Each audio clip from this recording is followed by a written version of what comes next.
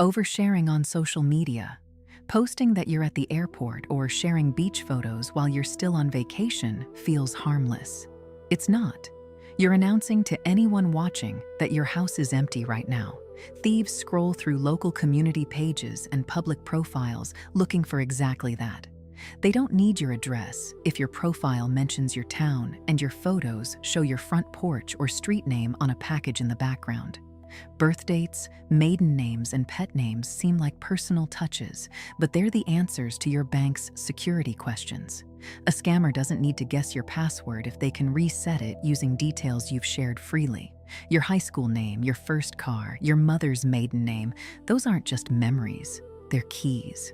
You might think your page is private, but privacy settings change, friends share posts, and screenshots travel. What you post today can be used against you for years. Public Wi-Fi banking. You're sitting at the airport with your phone, waiting for your flight. You connect to the free Wi-Fi and figure you'll just check your bank balance real quick. Feels harmless, but public networks aren't like your home Wi-Fi. They're wide open, and anyone on the same network can use simple software to watch what you're doing. If the site you're visiting isn't encrypted, your username and password can pass through in plain text. Even encrypted sites can be faked to look real. You type in your login, think you're on your bank's page, and hand your credentials straight to someone you'll never see. By the time you're home, they've already moved money or opened accounts in your name. If you need to check something financial, use your phone's cellular data instead.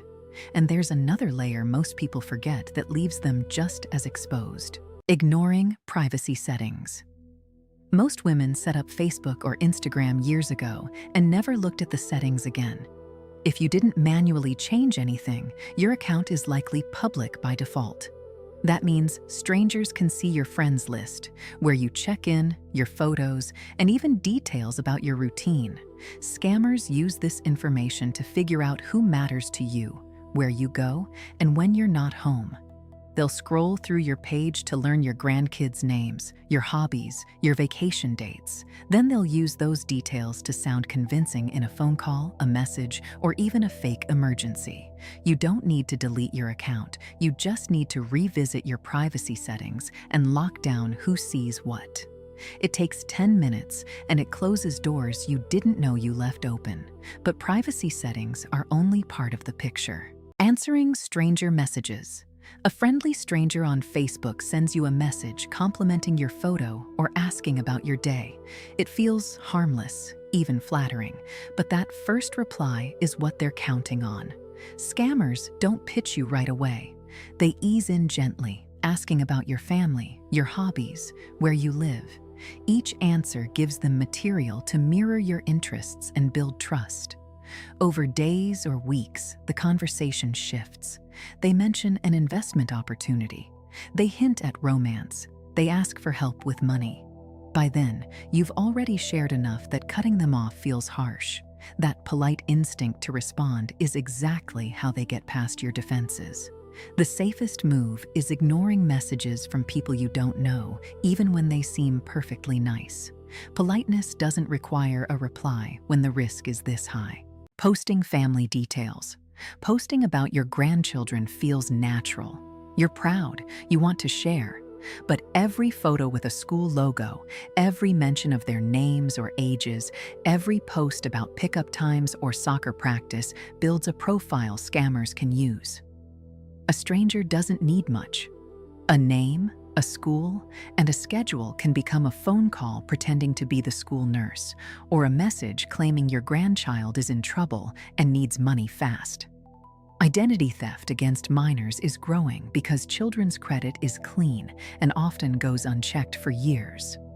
Posting routines also signals when your house is empty or when family members are predictable and distracted.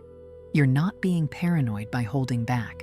You're being careful about who gets access to the details that matter most. Reusing the same password. Using the same password across your email, bank login, shopping sites, and social media feels easier to remember. But when any one of those sites gets hacked and breaches happen constantly, criminals don't just stop there. They immediately try that same password on every major platform. If it works, they're into your inbox, your bank account, your Amazon orders, and your Facebook all at once. Most women don't realize a data breach happened until weeks later, and by then, the damage is already done. Password reuse turns one small leak into total access.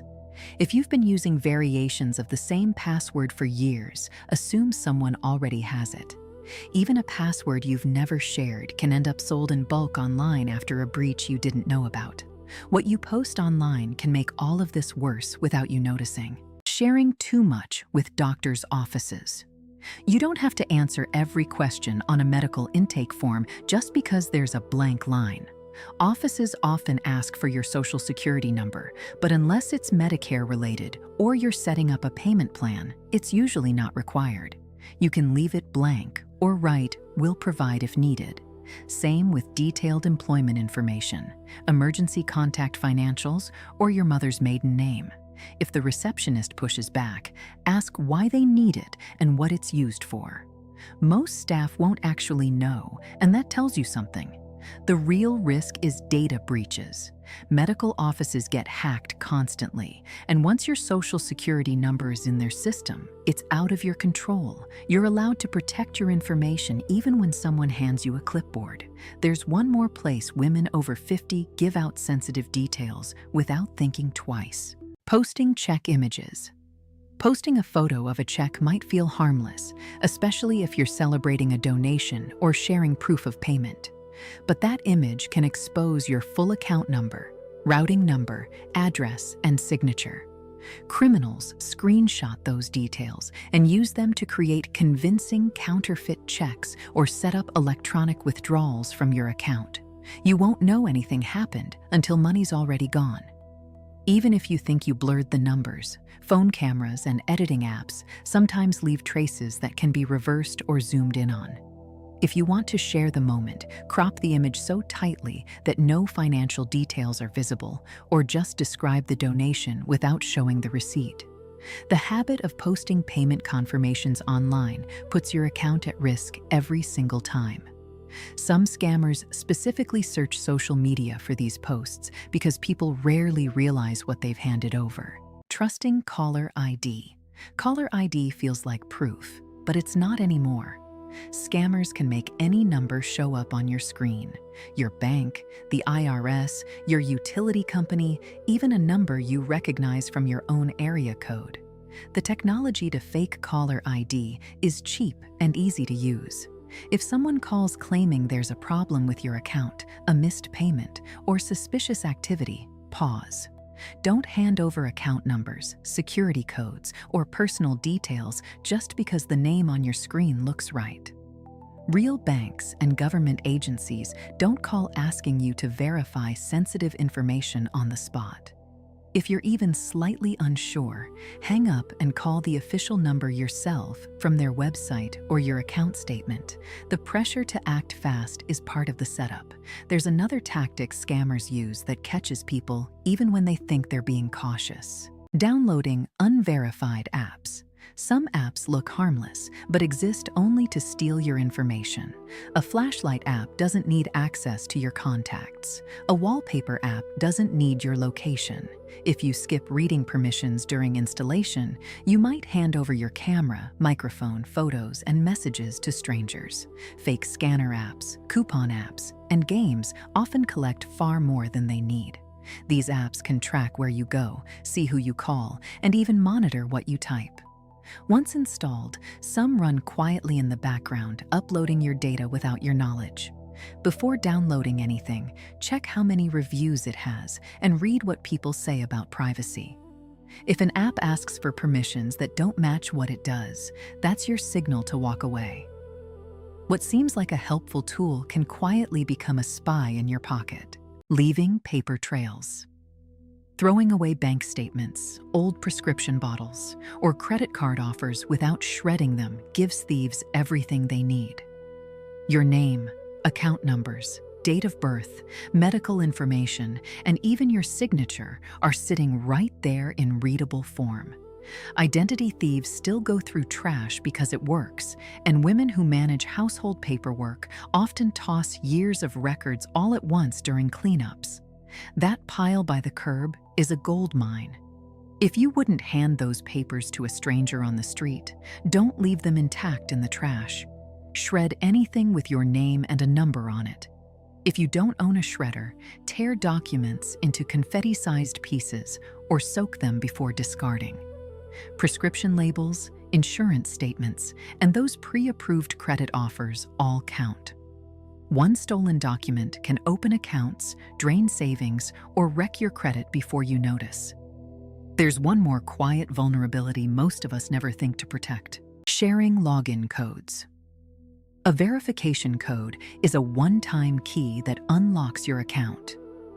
When someone calls claiming to be from your bank, Microsoft, Apple, or even a relative locked out of their account, and they ask you to read back the code you just received, they're not helping you. They're breaking in. That code is what stands between them and full access to your email, banking app, social media, or online shopping. Real companies send you codes to prove it's really you logging in. They already know the code isn't supposed to leave your hands. A legitimate caller would never need it. If a family member texts asking for a code to recover their account, call them directly using a number you already have saved. Scammers know women over 50 are polite, quick to help, and raised to trust authority. That's the opening. The rule is simple: never speak a verification code out loud to anyone. Never forward it in a text. If someone needs it, they're not who they say they are. That small pause protects everything behind the login.